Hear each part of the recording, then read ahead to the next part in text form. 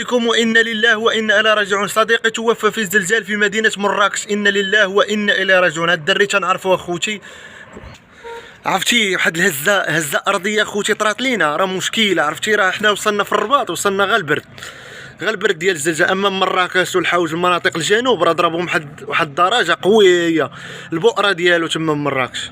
المنتهى الزحار لعائله الضحايا، 2000 والصرف اللي ماتوا اخوتي، وانا لله وانا اليه راجعون. منهم صديقي اللي توفى اخوتي في مراكش، تنعرفو مزيان.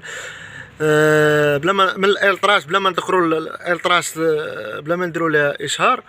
المهم اخوتي، انا لله وانا اليه راجعون. الله يرحمه، راه بقى فيا بزاف. حتى حنا راه كنا غنموتوا، راه الله يستر. راكو بدا في جهه الرباط، والله راه كنا غنموتوا، الله يستر. المهم تحياتي لكم، وهذا الشيء راه قدر الله. ما عرفنا واش الفساد اللي كثر في الدنيا ولا ما فهمت، ما تفهم شنو كاين. المهم الله يرحم الاموات اللي ماتوا، الله يرحمهم يا ربي، امين. تحياتي لكم، الى اللقاء في فيديو اخر.